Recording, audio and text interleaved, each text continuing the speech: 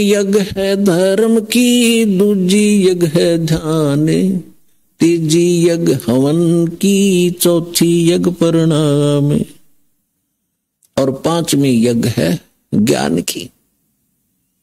तो आप जी ने ये बीज बोने के उपरांत, जैसे खेत में किसान गेहूं बीज देता है, तो गेहूं बीज देने मात्र से सफलता नहीं होगी, उसमें खाद भी, पानी भी, उसकी सुरक्षा भी समय अनुसार देनी पड़ेगी, और उसमें घास फूस उग जाता है, उसको निकालना भी प्रॉपर पड़ेगा, तब वो सफलता प्राप्त होगी। इसी प्रकार आप जी ने ये पांचों यज्ञ इस मंत्र के पैरेलल करनी पड़ेंगी। अब जैसे हम अज्ञानता के कारण इन अनाड़ियों के पास जाते थे, ये क्या क्या साधना बताते थे। कोई तो कहता था गायत्री मंत्र जाप कर ले, और कोई कहता था कि गीता जी का एक अध्याय डेली कर लिया कर पाठ कर लो। कोई जप जी साहिब की एक पुस्तक है, उसको नित पढ़ने को कहते हैं। कुछ ये नित नियम का गुटका हमने बना रखा है गरीबदास के पंथ में, इस कुछ कहते हैं बस ये पढ़ लिया करो बेड़ा पार हो जाएगा, अगर मंत्र पता नहीं उठ पटांग क्या देते हैं वो।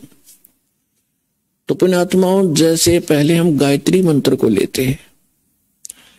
गायत्री मंत्र क्या है? ये एक यजुर्वेद अध्याय नंबर 36 का मंत्र नंबर 3 है, और इन अनाड़ियों ने इसको पता नहीं के बना रखा था, इसके आगे ओम अक्षर लगा लिया, ओम भूर्भुवः स्वः तत्सवितुर्वरेण्यं भर्गो देवस्य धीमहि धियो यो न प्रचोदयात्। और इसने हम निरागोट्या करते और इसको यूं मान्या करते इससे मोक्ष होगा। ये प्रथम तो इसके साथ ओम नाम लगाने से ये मंत्र ही व्यर्थ हो जाता है। अब जैसे वेदों में महिमा पूर्ण परमात्मा की है, और ओम नाम है ब्रह्म का, और महिमा ये इस मंत्र में महिमा है परमक्षर ब्रह्म की। यदि हम कोई पत्र लिखते हैं और उसमें शुरुआत में लिखते हैं मुख्यमंत्री या मंत्री, और वो भेजनी थी हमने प्रधानमंत्री गए, तो प्रधानमंत्री के पास नहीं जाएगी वो एप्लीकेशन, जिसको आपने एड्रेस किया वहां जाएगी, और वो उसका अधिकारी नहीं उसका आपकी एप्लीकेशन को सुन ले, कुछ काम कर दे। हमने प्रधानमंत्री के एप्लीकेशन भेजनी थी और उससे हमें लाभ मिलना था, एड्रेस कर दिया उस मंत्री के या मुख्यमंत्री के, तो होगी व्यर्थ। तो ये ओम नाम इसके साथ लगाकर इसका और काम बिगाड़ लिया इन्होंने।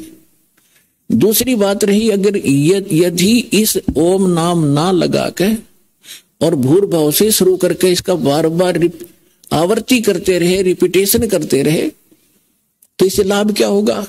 इसके अंदर लिखा है जैसे इलेक्ट्रिसिटी, विद्युत, इस बिजली के गुण लिखे हो कहीं पे कि बिजली पंखा चलाती है, अंधेरे को उजाले में बदल देती है, और ये ट्यूबवेल से जल निकाल देती है, आटा पीस देती है, पंखा चलाती है। तो इसके गुण लिखे हैं ये, इसको चाहे श्लोक बना लो, इसकी चाहे कविता बना लो, चाहे इसका कोई भजन शब्द बनाकर ढोलक पीट के गा लो, चाहे सारंगी ठागा हारमोनियम बांध के गा लो, वो गुण चाहे वैसे बता लो कि बिजली पंखा चलाती है, बिजली अंधेरे को उजाले में बदल देती है, ट्यूबवेल से जल निकालकर सिंचाई कर देती है, और बिजली आटा पीस देती है, पशुओं का चारा काट देती है। तो ये गुण तो उसके अंदर विद्यमान है। इसने एक बार पढ़ लो, चाहे इसने सारी उम्र बांच लो, वो गुण उसमें विद्यमान है। पर वो प्राप्त कैसे होंगे आपको? वो गुण प्राप्त कैसे हो, वो मेथड कौन सा है, वो भिन्न है। ये तो ज्ञान हो गया, ज्ञान यज्ञ है ये कि इस वस्तु में ये गुण है।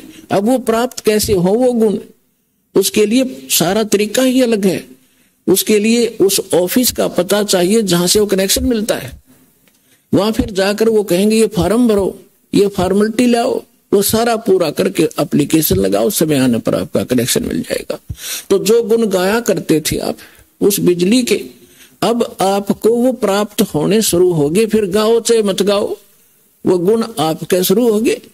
और फिर भी वो अच्छा है, बिजली बटन दबा दे, इतना ज्ञान तो रहना ही चाहिए कि बल्ब जगाना है ये बटन दबाओ, मोटर चलानी है ये दबाओ। ज्ञान यज्ञ फिर भी पैरेलल रहेगी, तो वो आपको सहयोग देगा, लेकिन जब तक कनेक्शन नहीं मिलेगा वो लाभ प्राप्त नहीं होंगे।